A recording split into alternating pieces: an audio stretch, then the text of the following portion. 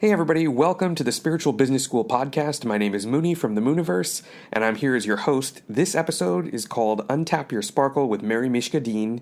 Now, Mischka Dean is a holistic health and wellness coach here in Los Angeles. She's a certified Whole30 coach, an intuitive healer, and digestion enthusiast, which you're going to hear all about in the podcast, who's helping people from all around the world reconnect to the sparklier things in life: joy, vitality, intuition, abundance. The list goes on and on. So listen in as Mary shares her unique story of healing and transformation, physically, emotionally, and spiritually, and how she's sharing her expertise with the world so we can all come home to the very best version of ourselves and live a sparkle-filled life on our own terms. That sounds amazing. I love that. A sparkle-filled life on our own terms. So enjoy this interview with Mary. She's fantastic. You can find out more about Untap Your Sparkle at untapyoursparkle.com. That's untapyoursparkle.com. And this interview is a good one, so everyone take a listen. All right, guys, hit it. I truly believe that we are spiritual beings having a human experience here on this earth. What you learn here could change the direction of your entire life. This could be the beginning of a whole new career for you. My name is Muni, and I'm a spiritual entrepreneur. Now more than ever, the world needs spiritual leaders, teachers, and guides. Are you ready to become one of them? If you're ready, I'm ready.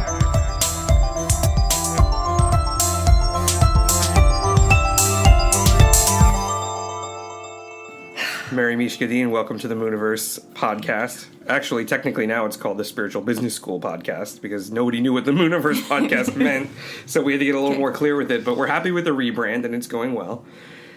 Welcome. Thank you for having me. Thank you for being here. So, tell us a little bit about Untapping Your Sparkle. Yes. So, again, my name is Mischka Dean, yes. And I created Untap Your Sparkle. I am a holistic health and wellness coach, a certified Whole30 coach, and digestive enthusiast, as well as intuitive healer. So I created Untap Your Sparkle as a space to represent all of that and to represent the tools and tips and practices that I have found through my years of attempting to human in a good way, in a positive way, and gone through the journey of hitting some roadblocks and speed bumps and then learning from them, and just want to create a space where people can kind of learn the things that I have found easiest to make myself sparkle. Which is incredible. And we're going to totally get to your whole story, because that's the one thing I think people attach themselves to is our personal stories of transformation. And this is for everybody listening too. Your story of transformation is incredible because it's your story. There are pieces of your story that are going to kind of align or hit people, or hit's not a great word either. I guess I'm having a weird vocabulary day today. But they're going to align with people, are going to like resonate, I guess is the word I was looking for, that are going to resonate with people in a really amazing way. And they'll filter it through their own experience. And so I think that's something for all of us to remember, is that your story is powerful no matter what happens.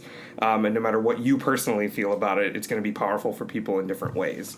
So what Mary didn't tell you at the beginning of her introduction just now is that she is Los Angeles's very first Whole30 coach and a general all-around awesome person, which I guess is my job to tell you that, because it'd be weird if she said it. But I want to talk a little bit about where did this begin for you? I think that's usually it. Where's the spark of inspiration? Because for everyone, I feel like that breakthrough or that turning point part of your life story is where things really start to come into focus. And I think that's a really compelling part of everybody's story. So take us way back to the very beginning. Yeah, okay. So the story, I think, begins when I was born, of course, because that's where it all begins. But the idea of sparkle, at least, I know years and years and years ago, probably in the wild early aughts of the 2000s, I distinctly had a memory, I guess I have, of it was New Year's Eve, and I felt crappy. Don't know if I can swear on this podcast. I'm going to have to put the little E explicit sign next to this episode. Yeah, I felt not that great, not the best version of myself. We'll bleep it out. Yeah, perfect. And I remember talking with friends at a friend's house on New Year's Eve, and everyone talking about New Year's resolutions. And I distinctly remember saying, this year I'm going to get my sparkle back. I have no idea where it came from. I have no idea why I said it, other than that I felt really less than my best. And you'd never really used that term before. No, it just sort of arrived. That's awesome. It is, because I then held on to it. Like, I felt like I found something foundational in myself that meant something more. Mm-hmm. And I was in a period of transformation at the time, which is sort of how we get further back. So growing up, I was always someone who dealt with feelings and human emotions by attempting to numb them mm-hmm. and attempting to avoid them.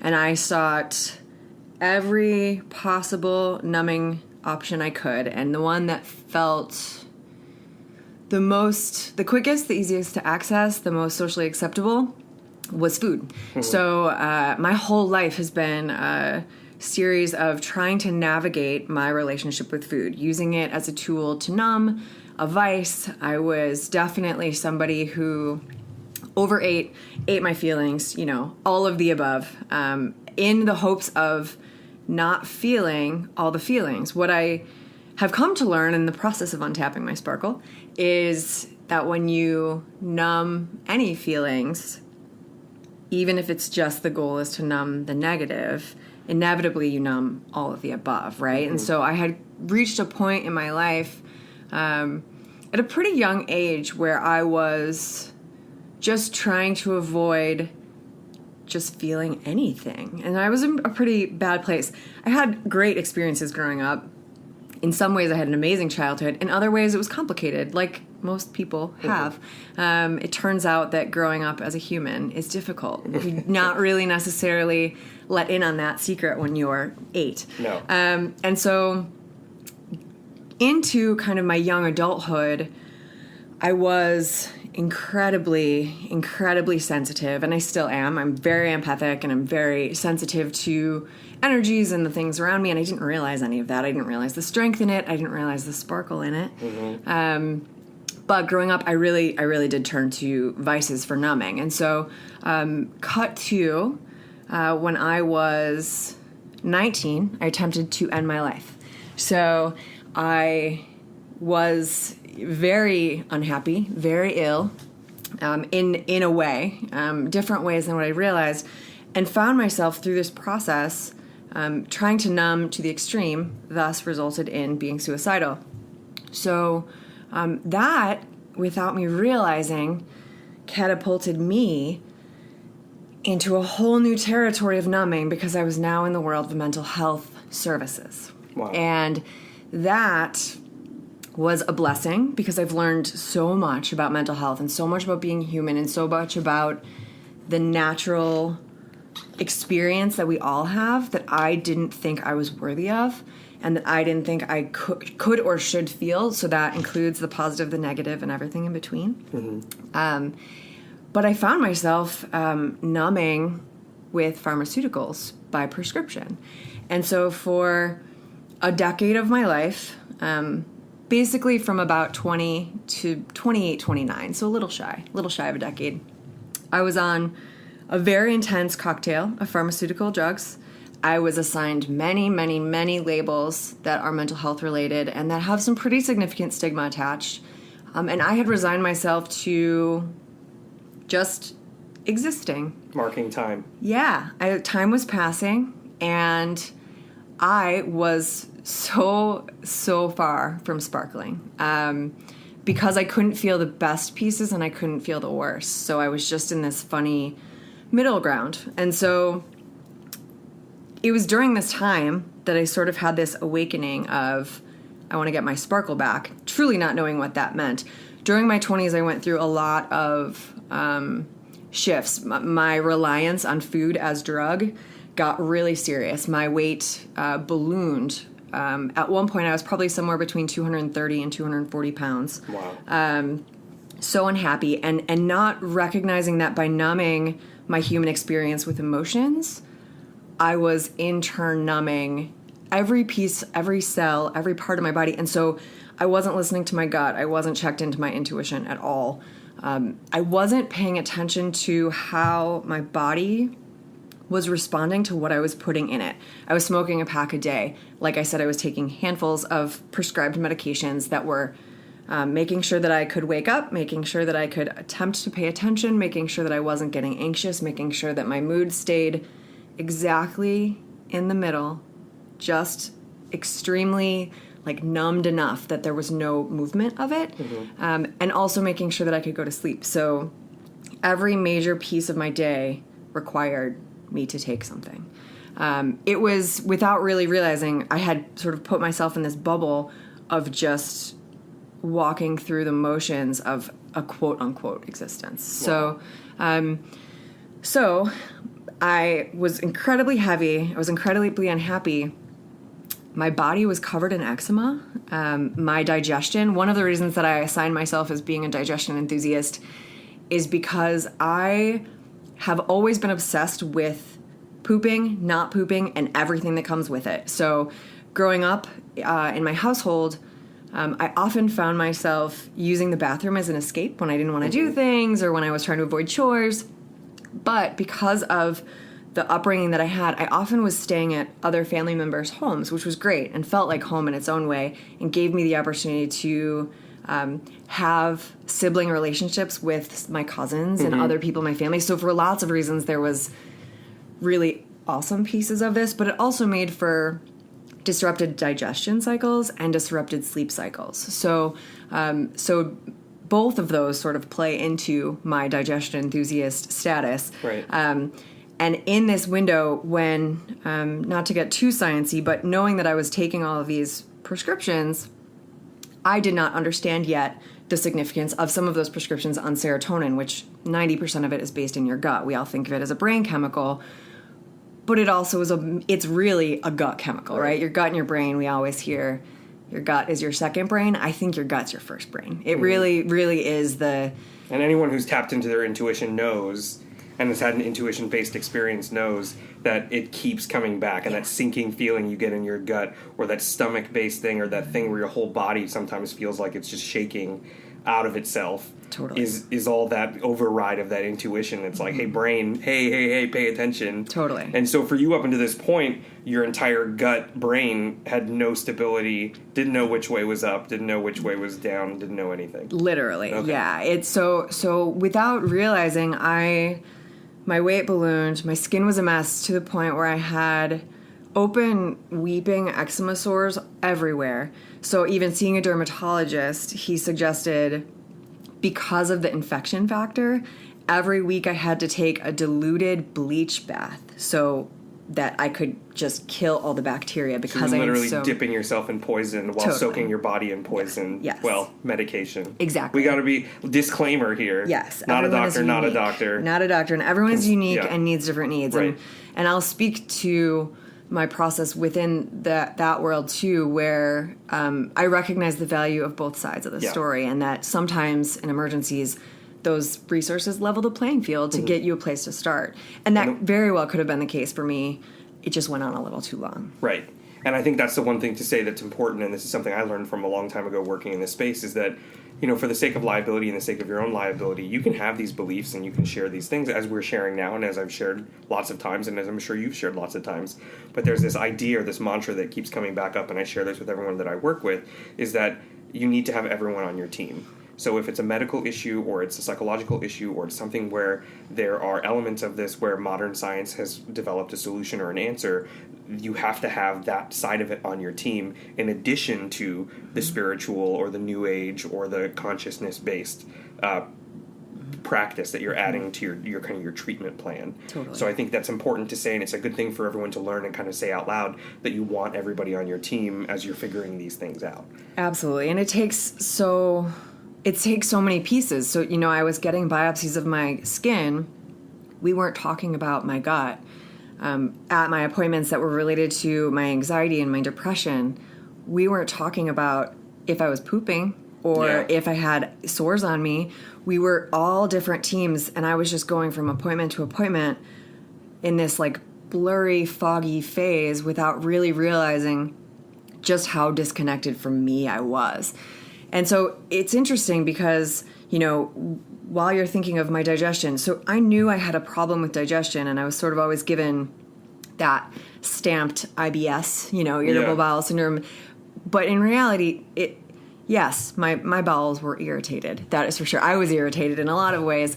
But if you are going from not using the bathroom, not having a bowel movement for like 8-9 days, and then having where your whole system dumps out, like something extreme is going on, right? And so it's not a healthy cycle to be on. And actually, it's very timely that we're discussing this, because I don't know if it's going to get picked up on the microphone. My stomach is like out of control right now. You must know it's my gut's listening to the conversation. It's like, come on, tell me more. Let's talk. A digestion enthusiast, my kind of gal. Yeah, exactly. Totally. And so that's the thing. I think without really realizing, I started researching and reading. I love finding more information. I like to joke that my narcissism translates to data about myself. So things like bacterial tests of my stool, things like blood work to find out about allergies, things like food sensitivity tests. That's sort of where I obsess over data. And so when I started feeling so poor and having these tiny little, like really, really foggy, really, really light tips of, hey, maybe you could feel a little bit better, and hey, maybe there's other possibilities. That's when I really started to explore beyond this very small little circle of being quote unquote ill that I had. It's a more complicated story than of course that's being human, right? But there's a few resources that I found. There are a few books that I started reading. I was working with a therapist at the time who was incredibly supportive in terms of evaluating what this medication was playing a role in my life and how it may or may not be helping me, and talking to me about the fact that I was motivated to make change. And that's really the key, and that's really what to oversimplify is that finding your sparkle is about your motivation and your inspiration, that suddenly that maybe something could be a little bit different and that change is possible is all it takes to start. A little spark of hope. Exactly. A sparkle of hope. There exactly. And so I started talking with my therapist about the possibility of transitioning myself off of medications to see how that would respond. And so we went through that process, which is a very lengthy process and requires buy-in from your therapist, buy-in from your doctor.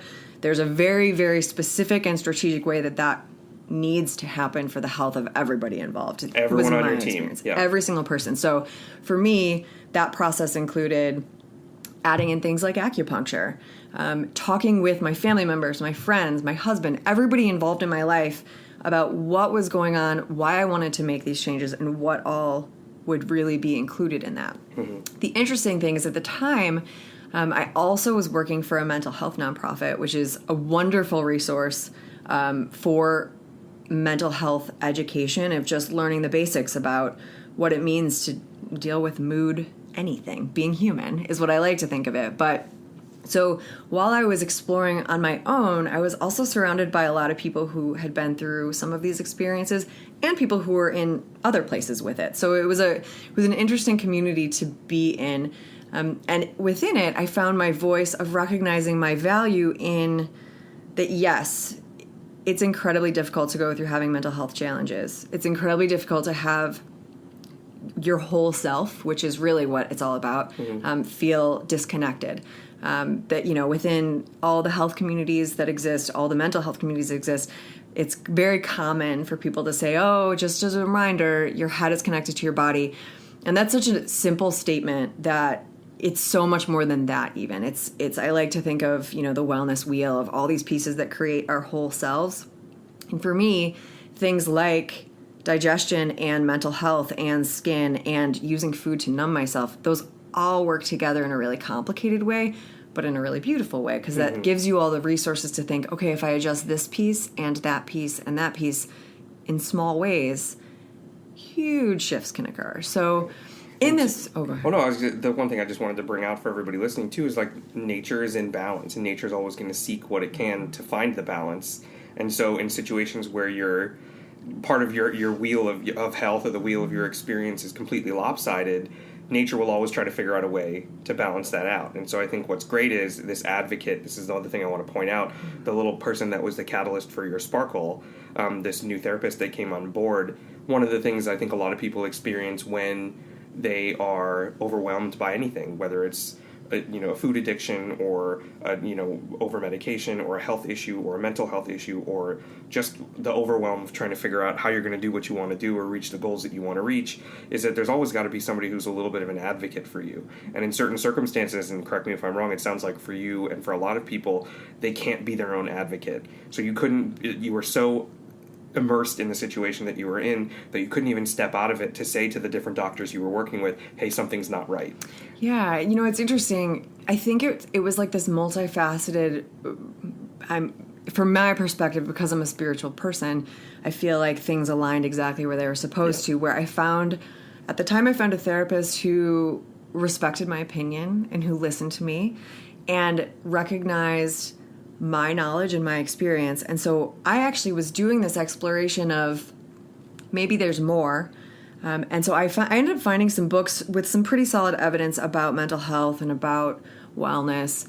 And I brought them to my therapist. And a lot of times you'll hear stories of that, and the therapist or doctor or name whatever, resource will just brush someone off. But she heard me and she said, yeah, like this sounds great. She read the books that I asked her to read. And then together we said, okay, now who else do we need to get on board to help me walk through this? And so that was a really big piece of the puzzle.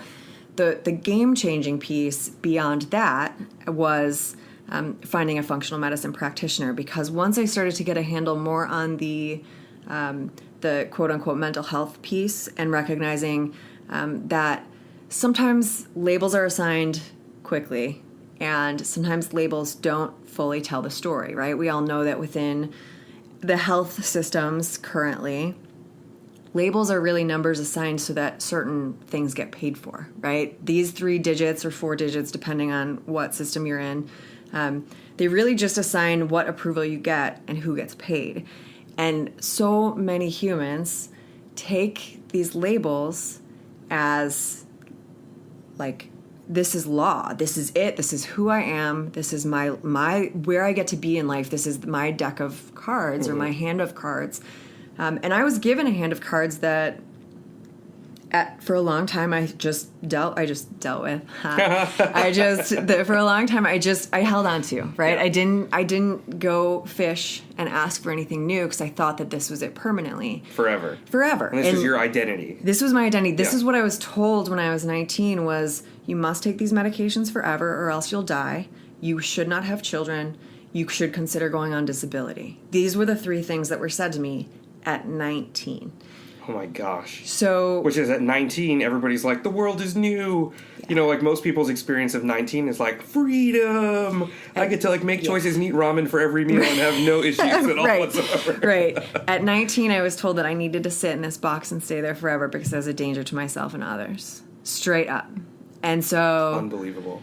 So it took a decade to change that conversation. And when I think of my 20s, I look at pictures and I see how I had created a padding around myself in every way of coming home truly to who I was, because I was afraid of that person. Because I told that person was not enough, was not good enough, was dangerous, was all of these things that in fact weren't true. What I really was when I was 19 was a human who was trying to do the best she could, who was using whatever tools she could to deal with the emotion she had, who was sensitive, and who overall had, was dealing with some trauma, as most humans are, because that's a side effect of being human, and just had no idea how much potential was really there.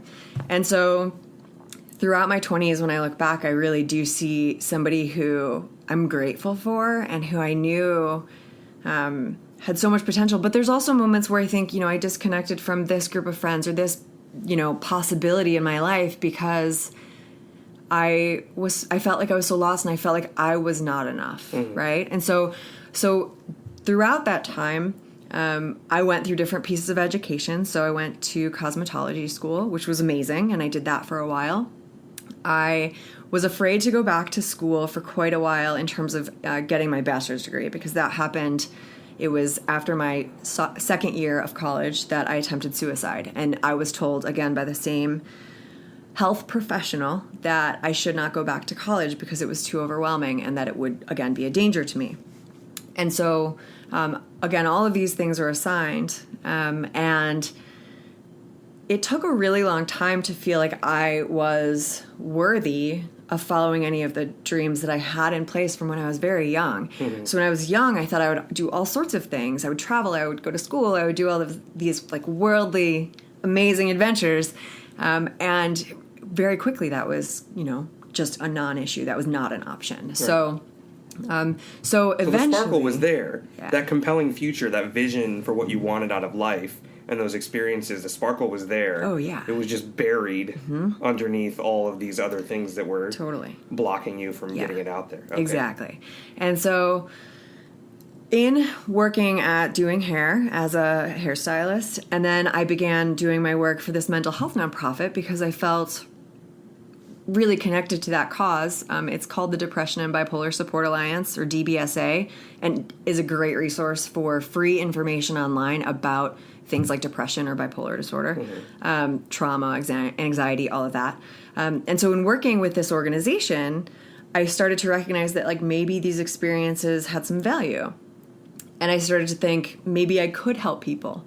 Maybe I could change my story. And I started meeting all of these people who really were making change in the world, helping other people, and were thriving. Like truly, they weren't just surviving the way that I was. And that's, I feel like that's often an overused statement. Like, I'm not just going to survive, but I'm going to thrive. But I feel like it really speaks to when people are assigned labels and given these sort of stamps of you are X, the box gets really small. And so to suddenly think I'm not just going to go through my day in this foggy, over-medicated phase, but to think I'm going to live my life fully, my cells are going to be alive, and I'm going to really do the things I dream, it's a huge jump. So working at this organization was a blessing because not only did it help me recognize my value, but I learned so much because I was doing many different positions and helping lots of people. And so it started to build my confidence too, because any minute confidence that I had at 19 went out the window when everyone told me that, I was not worthy of doing these dreams. So while I was working at the nonprofit, I decided to finally go back to school, which was a really big deal. And I found a great program at DePaul University where you can design your own bachelor's degree, which was exactly what I needed because I had so much diverse work experience that it could really help me figure out what to do.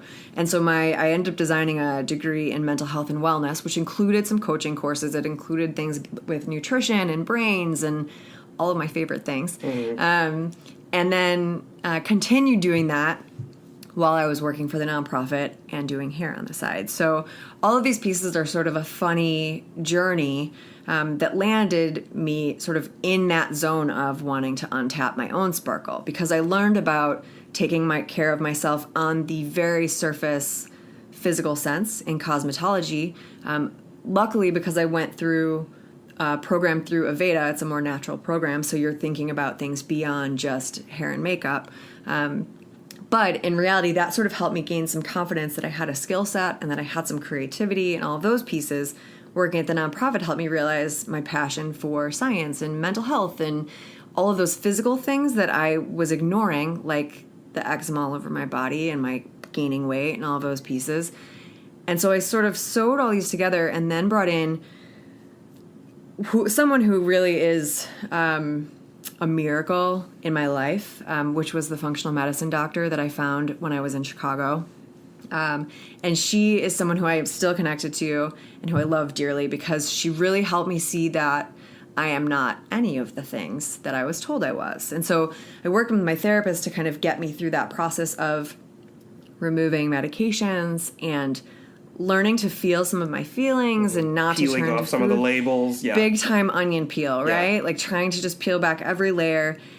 And as I started removing the medications, I started to see that like all of these things and feelings that I was afraid of, I could handle.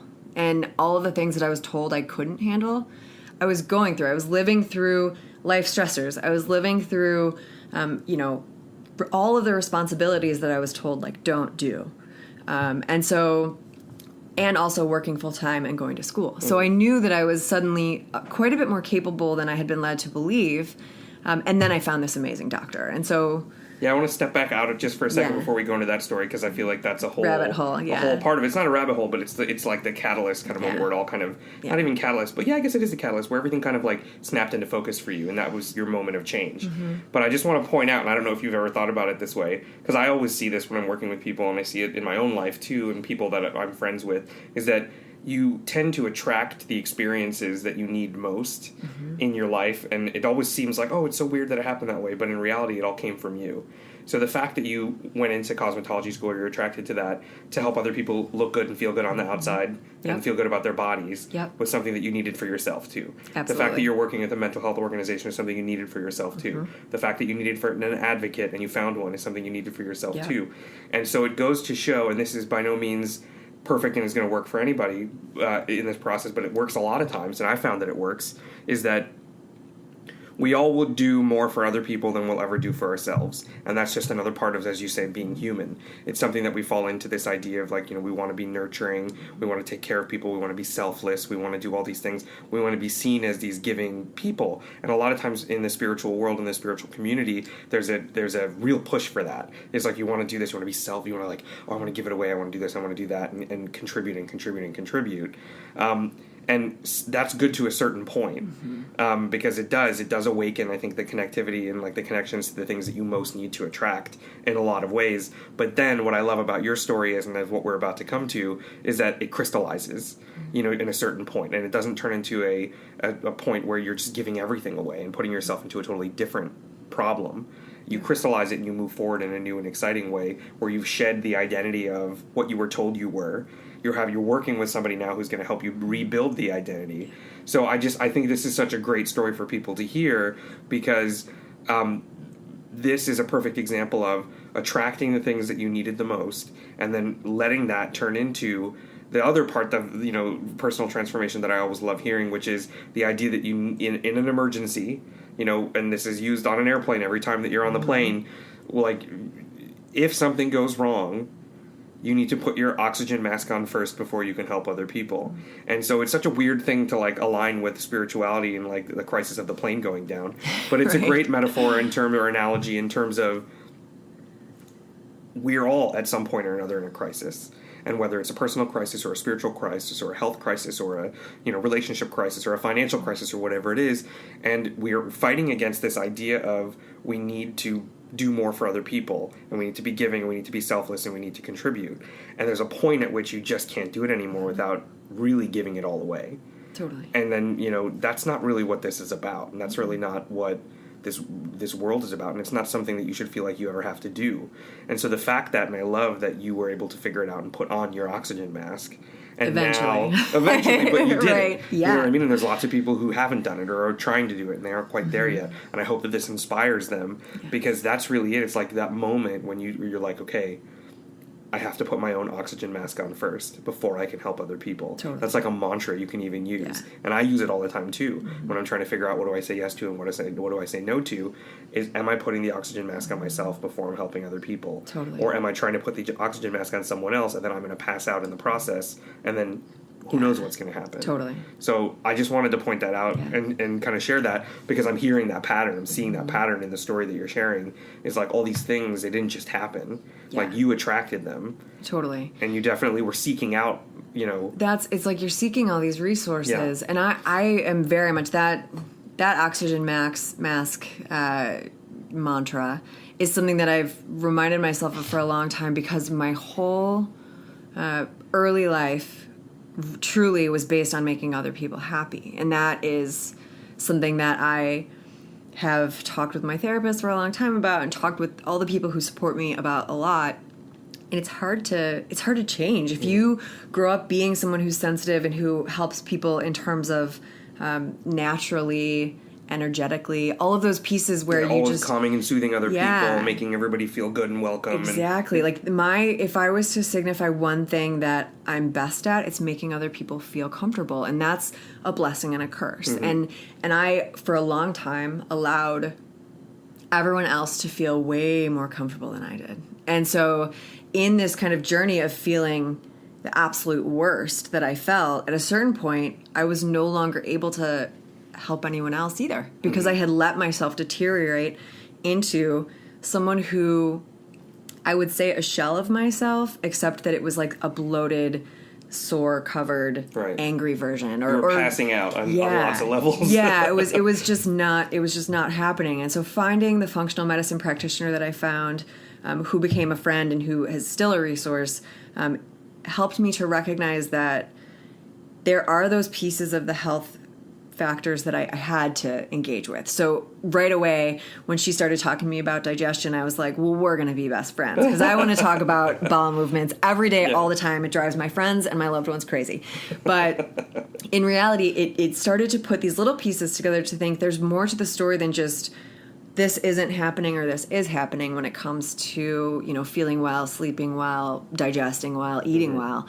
But that there's the spirit that's connected to it too. And she helped me to really see that. So we did things like discover, through a stool test that my small intestine... Just a little stool test between friends. I mean, just a little stool test, not a big deal. Just, pooping into containers and shipping them off to someone to and then check talking out. About yeah, totally cool.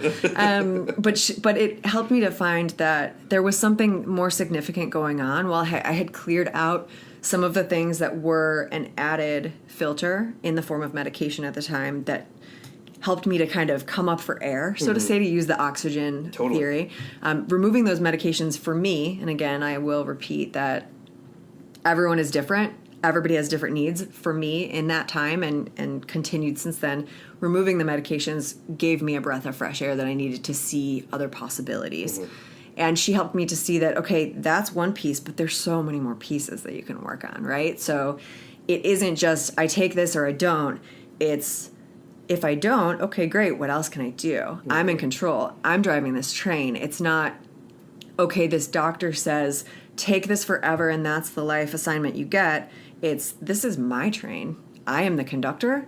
If you want to get on this train, get on, but I'm in charge. And so you're building your own identity. Exactly. No more any labels. Exactly. Yeah. And actually it's interesting because as that shifted for me, it took me a little while not to just say, oh, I'm not relying on, okay, yeah, I have depression or I have anxiety.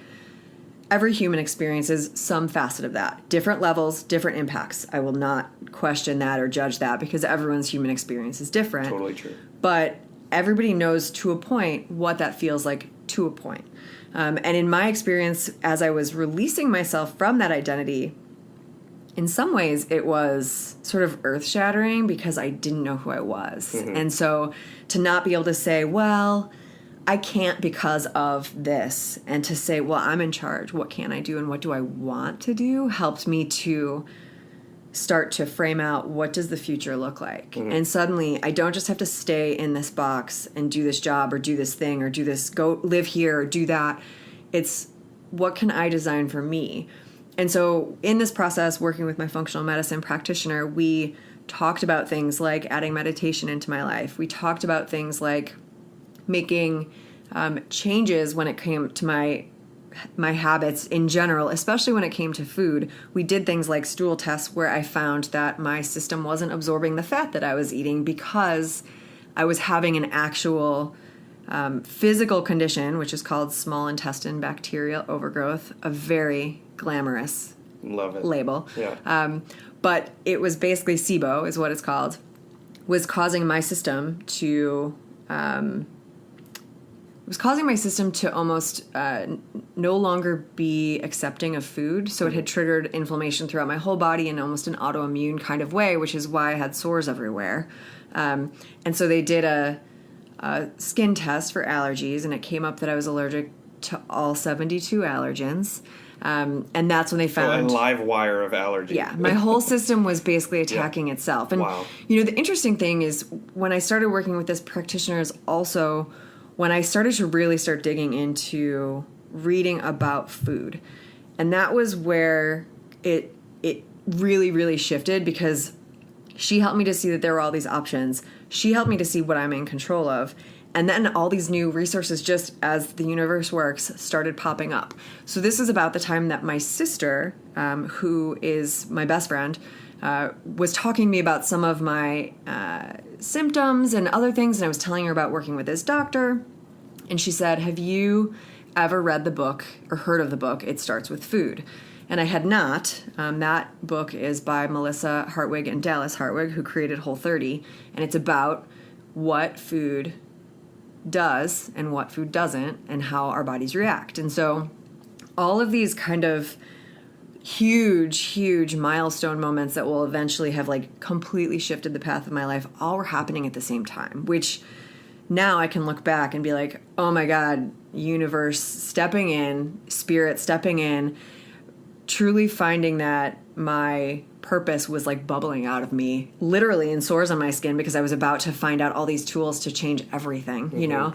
And so I started working with the practitioner. I started discovering Whole30, and literally everything changed. So I finally learned what was going on with my gut.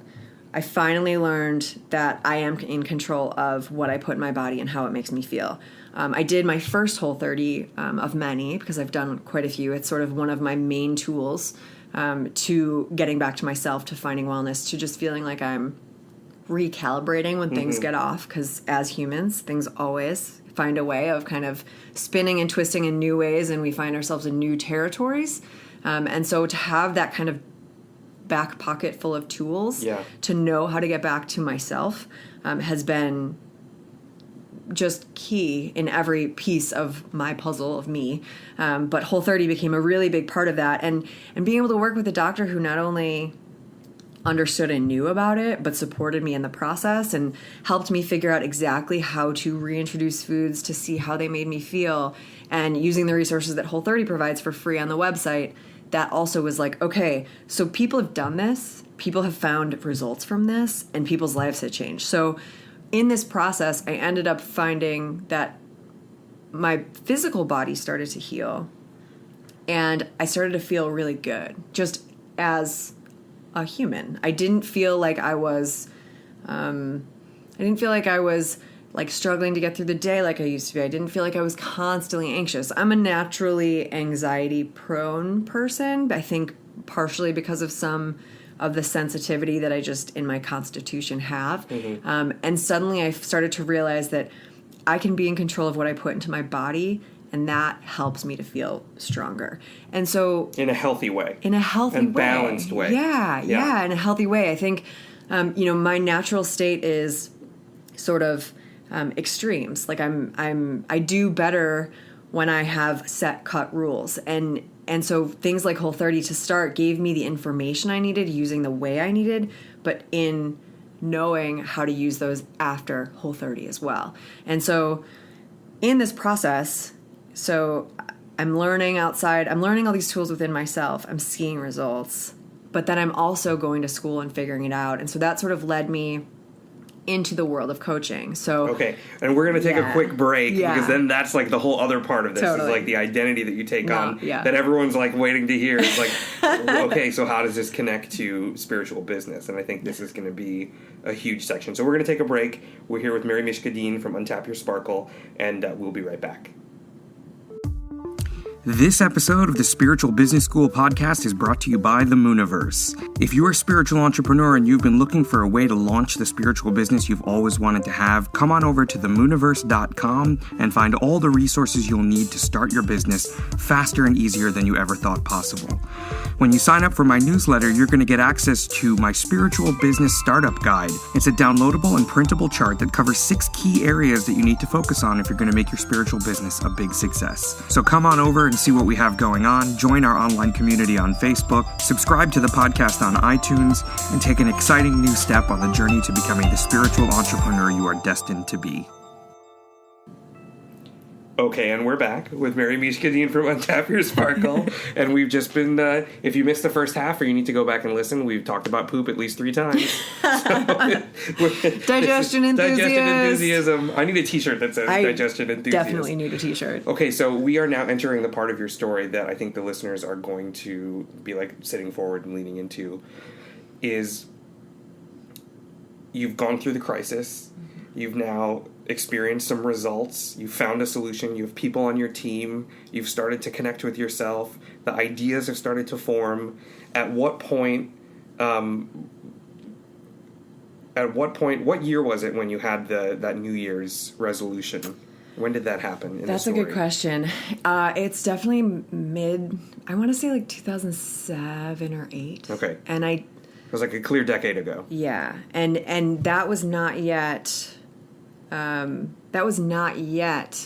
where I had removed medications from my life or found any of these digestion discoveries. So that fought its way through all of those layers from your subconscious, from your inner sparkle, and was like, hey, guess what? Hey. Yeah, it was this is their starting line. Yeah. And is you saying this out loud. And it's so interesting because I've heard from a lot of different teachers that time period, like end of the year, beginning of the year, that December, January thing, if you're into astrology or you're into the time of year of the calendar, is that a lot of intuitive things will come up during that time of the year, and a lot of things will come through the veil and kind of remind you of truths and purpose and different visions for your future. And so I just find it really interesting, and I wanted to point that out, that January New Year's resolution of this thing that comes out of almost virtually nowhere, but really is coming from inside you, and the idea that would spark your whole business idea came from you during that time period, before you had even found the solutions, before any of this stuff had happened. Yeah. So that's, I think, another huge signifier of your intuitive powers and your intuitive abilities,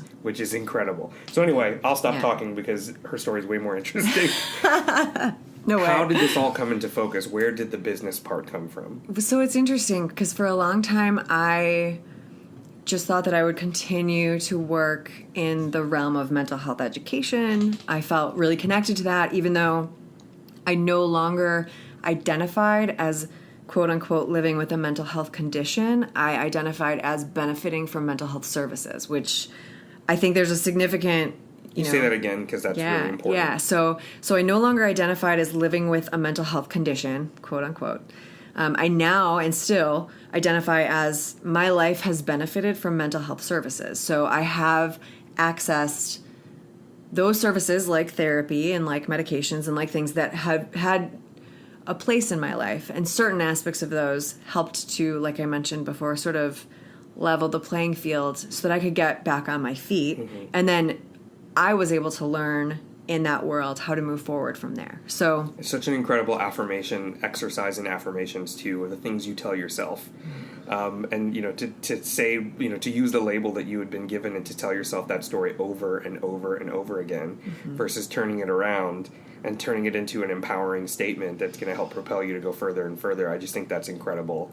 And that everybody's got something in their life at this point that they're telling themselves that they believe to be the truth. Totally. And that if they could just flip it around and realize that the trauma or the crisis or the fear or the struggle could be turned around into something that could be their greatest strength, their gift, their purpose, the whole reason that they're here on this earth, to contribute and to give back in a really huge way once they put their own oxygen mask on first. Right. I think it's really great that you had that and that you've been able to carry that through. So kudos to you. Thank you. It's interesting that the idea, and with one of my favorite authors is Brene Brown, like so many of us in the wellness space.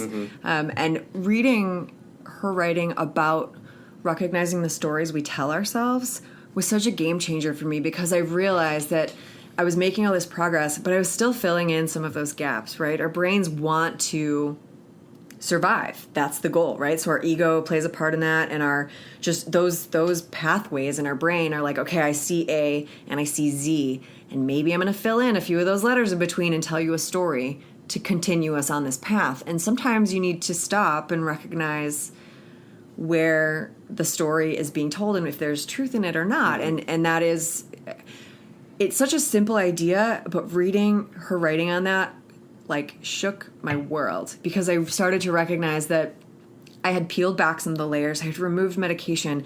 I had stopped assigning these limitations to myself, but I was still filling in the blanks a little bit with the story. And so when I was working with the mental health nonprofit, I was in a position at the time where I was lucky enough to be working with training individuals who identify as living with mental health conditions or recovery in mental health as well. And my work there was in a role of training and coaching, mostly veterans at the time because of the program that I was working on, but also civilians, in how to use their life experience to help other people. And so there's really specific competencies that go along with any form of coaching, any form of providing, guidance and all those things. But I was in this position where I was discovering these things for myself, and I was traveling quite a bit in this role because every month we'd go to a new city and have a new group of people and we'd be training them. And so I was sort of in this unorthodox education system where I was surrounded by other humans who had these beautifully messy histories, because I believe that all humans have a beautiful, messy history. I love that. And with that mess comes all of these nuggets of wisdom and truth. And specifically, I do have to give a shout out that I learned from about 500 veterans specifically in this program, because that's about the amount that training and coaching happened with, who shared their stories, shared their triumphs, shared their losses, shared life when they were abroad, when they were deployed, shared life when they got back. And both experiences have really significant complications. And they, as a group, as kind of to give a broad label, they welcomed me as someone who was training and coaching and a part of this program into their life. So not only was I helping them understand the competencies and practice and make goals and figure out where they were going to go with this, but they were also teaching me about this power and recognizing the strength that I had in my own story, in my knowledge, and because of the community. So this particular group was, probably the youngest might have been like 23 or 24 through maybe 75. And veterans tend to be a pretty diverse crowd. The majority of the group was male, but there was a good blend, but especially as we got further into the program, of men and women.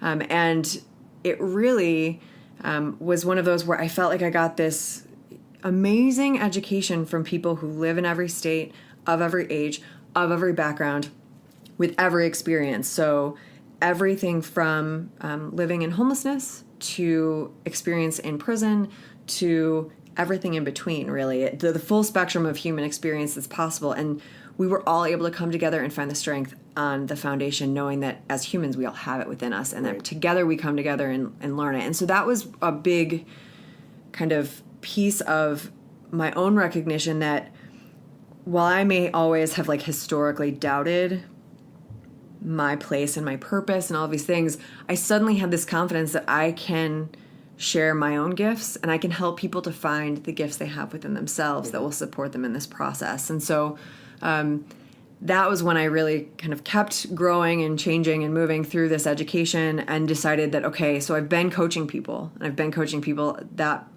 program was started in about 2012.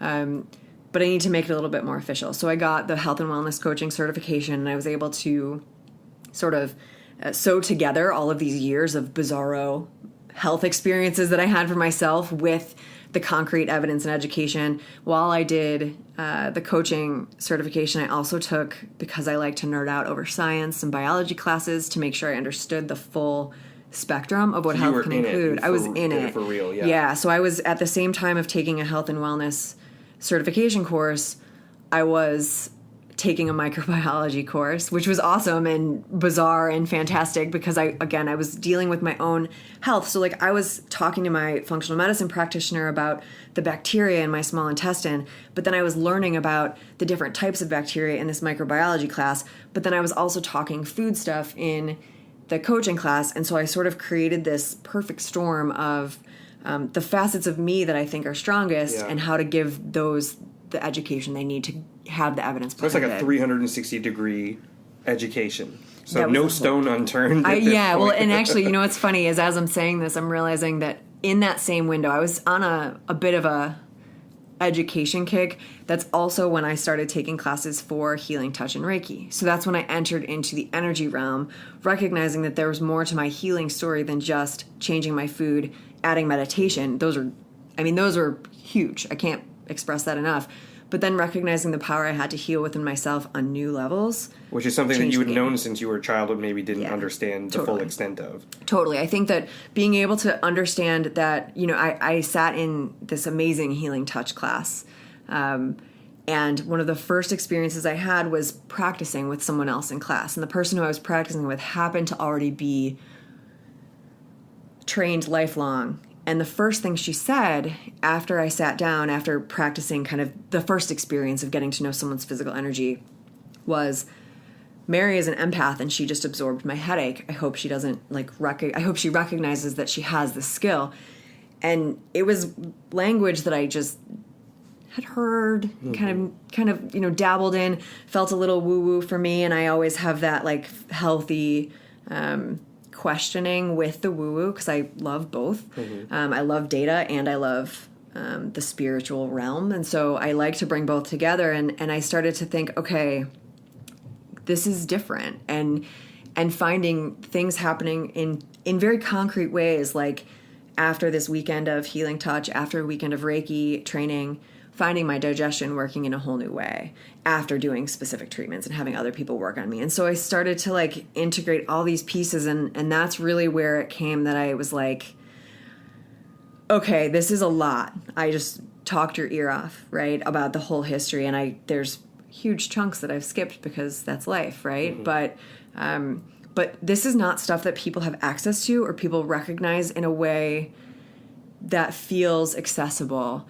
And that's really where I came to the conclusion that these pieces, these many pieces, are all my sparkle. This is what got me to feel like I am thriving and I am like filled with vitality and joy and doing all the things that I love. And I've come home to the person who I was afraid to ever get close to when I was young, because I was, given the labels and all the pieces. And so now my sparkle includes all of these things. And sometimes it feels like a little bit of a pinball machine of options, because I like the science, but then I also like the food stuff, but then I also like the energy stuff. And all the poop stuff. And definitely the poop stuff. The poop stuff's the top of the list. And so that's the thing, is that sometimes it feels overwhelming, but that's when I work with clients now. These are all possibilities, and they very likely, there's a whole new realm of possibilities that they have that I don't use for my own sparkle, but that we can explore together, because we can suddenly give each other the freedom to play and to explore and to say, okay, so what feels really good? What do you love to talk about? What do you love to do? What makes your cells feel like they're like lit up? And then we start to set some goals around it. And so it's not just doing a Whole30, although yes, that has connected me to myself, my body, my intuition, all of these pieces in incredible ways. It's not just adding in meditation, although yes, that's totally changed my life. It's putting all the pieces together to figure out my sparkle. Like any other crystal, there's different sides and different facets. So you can look at two different crystals of the exact same style, but they look totally gorgeous in different ways. And that's really what Untap Your Sparkle is about. I love that. Me too. And so do all the people you're working with. So I guess that leads me to my next question, which is, okay, so you have this incredible experience. You found this solution. And so there's this kind of idea that, like, if you could find the way to end suffering for humanity, would you go and just beat down every door and tell everybody about it? And I think that's where we all are as spiritual entrepreneurs, is that based on our experiences, which I love the story that you shared with us, because it's based on everything you've experienced in your life, plus everything that you've attracted, plus everything that you've gone through and come out on the other side, plus all the things you love and the things that excite you and make you who you are, plus like the internal kind of intuitive, energetic, spiritual part of you that kind of combine together to create this spiritual entrepreneur that you are. How did that all happen? At what point were you like, oh man, like I got to do this. Like this is, I have to do this. This is my new, this is it. This is it for me. It's interesting. I am, as I've said, I definitely believe in divine intervention in a lot of ways. And all of these pieces, especially when I was in that like education push where I was doing the coaching to get that finally get that certificate after years of actually coaching people. And then going through and doing those science, where I was reading lots of science books, but finally got those biology classes to like get that baseline level in. And then adding the, Reiki and healing touch. And also that's when I added in classes about accessing the Akashic records. And so tapping into all these pieces, it felt like I had found this prescription or this formula for myself that was in a different way. It no longer came in the form of little yellow bottles that had a whole slew of side effects. It came in ways of things that I could choose to do every day.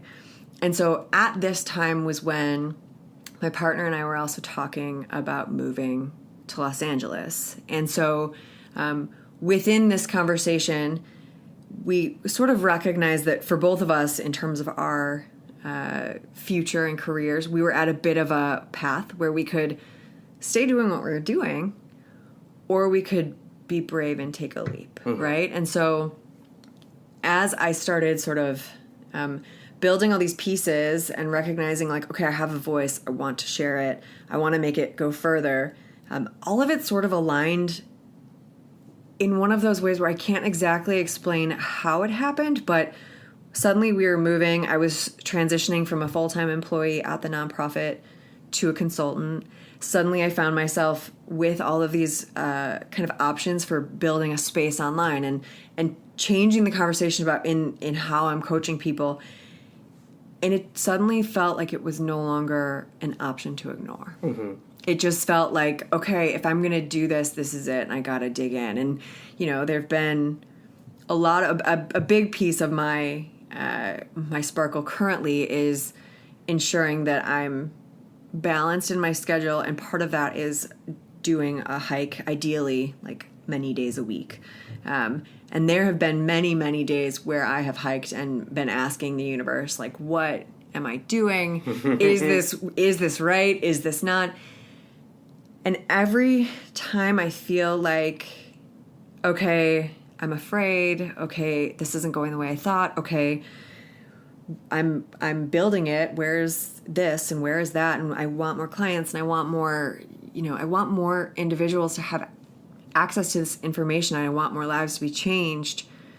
And I feel like throwing the towel in, something will show up to tell me to keep going. And so this entire process has been also a practice in my my faith in the universe. One of the things that I do when I hike is I do access my own Akashic records. And so a part of that process is, asking, as my Akashic records teacher would say, spiritual cheerleaders, asking them to help me figure out what's coming. And I swear to you, every single time there's something that pops up. And so right now I'm in a phase of, I'm still building, I'm still trying to figure out some of the pieces, and I'm lucky enough to have different opportunities and consulting and, all of that business lingo. But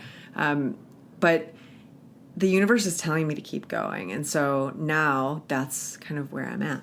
So you're in balance. And that's one of the things I think everyone should hear listening, is that you didn't dump everything that was supporting your life. No. You didn't throw all of that stuff away and say, I'm only going to do this. You're figuring out a way to bring balance to the situation so that maybe 90% of your income is coming from traditional jobs and 10% of it's coming from this. Exactly. And then eventually it'll be 80-20 and then 70-30 and then 50-50 and then one day it's going to surpass and then it's going to continue to grow, and that's totally fine. Yep. There's no rule book that says that it has to be all or nothing. No. There's no rule book that says that you have to completely quit doing a job that doesn't fulfill you or meet your life purpose, because it's not aligned with what you want to do. You need to figure out how to make this work in a balanced and gentle way, because that's how we do everything, I think, in the spiritual space. It's all safe, it's all gentle, it's all meant to be something that doesn't cause any trauma or harm. And so why would you do that as a spiritual entrepreneur? Why would you create a traumatic situation for yourself, over and over again, or put yourself in a precarious situation when you could avoid doing that? Exactly. And you could figure out a way to make it happen in a balanced and kind of healthier way. So I think that's something that I really, am happy to hear from you. Yeah, it's something that actually I've been talking quite a bit about with my partner, that you hear of individuals who take a huge leap in life. And we feel this year that that's something that we did in moving across the country. We lived in Chicago. I grew up in Chicago my whole life, with the exception of my first attempt at college. I lived in Montana, but other than that, I've been in Chicago.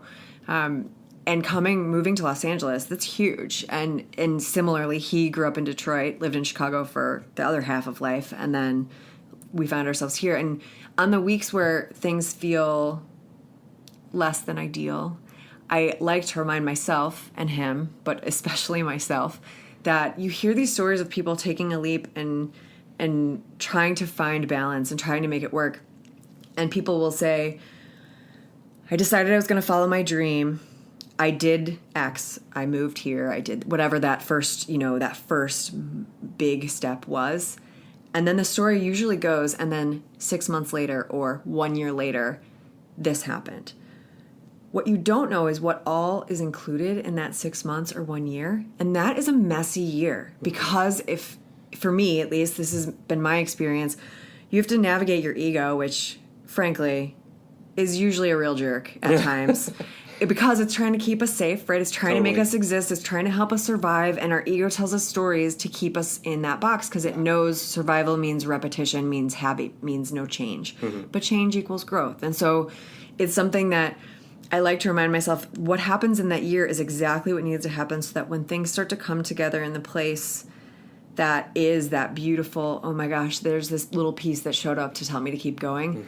You appreciate it that much more. And so right now, yes, I'm still doing consulting. I'm still working for the amazing nonprofit as a consultant and helping with different things that I'm passionate about in some ways, but are different from what my Untap Your Sparkle work is. Knowing that I'm able to consider that work to kind of keep me afloat while I'm in that funny, messy window before things really start to fall into place in a new way. Yeah, I love that. And that's, I think, the part that we talk about too in synchronicity and the things that happen the right way that tell you to keep going. You've been that for me, and I hope I've been that for you, because the story, and I think I shared this in the very first episode of the podcast, is I met Mary at a friend's house, and it was one of those moments where, and I talk about this a lot, people always ask, oh, like, what do you do? And that comes up as one of the first things that happens. And so as spiritual entrepreneurs, it's really scary sometimes, because you're like, I don't know how this is going to land. Like, is this person going to even know what this is? And I've had to go both ways. I had a friend set me up on a date, and I was like, chatting with her, and I was telling her about the business, and just like I said, well, I'm a spiritual entrepreneur. I work on spiritual businesses, and I help people launch spiritual businesses that mean something to them. And it was like the wall totally came up. So like, and then other times, and then in the example of how I met Mary, I said exactly what I say, and I think you like hit my arm, and you're like, I did. They're like, no way, and then the whole conversation just exploded from there. Also, I have to add in that every time we've had any interaction, I'm a studier, and I have a passion for animal medicine and finding symbolism in the animals it brings. So the first time, right when that occurred, I slapped your arm, and I was like, get out, very Elaine from Seinfeld style. And I remember I looked up, and a hawk flew overhead.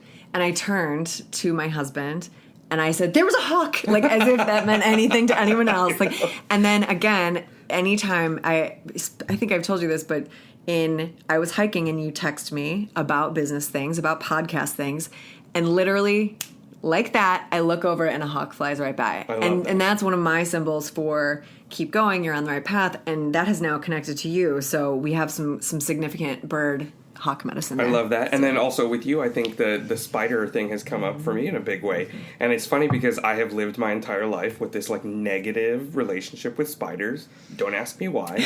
It's just, they're a little spooky. It's spooky. Yeah. So in the last time we hung out, I'm sitting outside of my window, and there's this beautiful voluptuous spider with a big old booty weaving this web right outside my window. And it was the day that I was launching the Muniverse website, and there was a lot going on, and you came to hang out, and I had this spider thing happen. And so the thing I'm grateful for is that the hawk thing is your experience of it, but now my relationship with spiders is changing because of the relationship with the hawk thing happening. Totally. So thank you for untapping that part of my new appreciation for our eight-legged friends. Totally. I think that being able to recognize the beauty and the mysticism in all of the pieces of our beautiful universe can make life that much sparklier, so to say.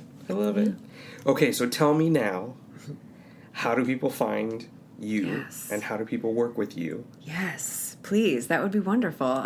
So my website is untapyoursparkle.com. Yes. You can find me on Facebook at facebook.com/untapyoursparkle. I love Instagram. I love images. I love pretty things and curating a space to give me a feeling of sparkle in general. So that's a place where I post quite a bit, and I love to connect with people on there, and that's at Untap Your Sparkle. And really, you can always email me at mary@untapyoursparkle as well. But I blog. You can find me posting about all sorts of things from animal medicine to Whole30 to intuition to, of course, a lot about digestion. All of those pieces, because those are the things that were sort of those initial keys that unlocked my sparkle for me. So yeah, those were my main sources, but come play. I want to sparkle with as many people as possible, because I think that when we sparkle together, we shine a lot brighter. I love it. So you've got something big coming up in January that I'm not going to talk about, but everyone should go check out your website so that they can see what's happening. Yes, please. You are, and I'm going to say this again so that everyone hears it, because you also need to hear this. She is the first, I'm telling you, the first certified Whole30 coach in Los Angeles. So if you're in the LA area, it's not going to get any better than this. This is the best. This is the person, the number one person in LA to work with to get this process started. And Whole30, I think, was the foundation for everything else that you built as you started this journey. And that's something that you've learned can be vital in setting people on the right path. Absolutely. So everyone take a look. It's untapyoursparkle.com. What a pleasure it's been to have you here. Thank you so much for coming. We're going to have you back. It's going to be great. Yes, please. Thank you. And thanks everybody for listening. We will see you next week. Thank you. Bye.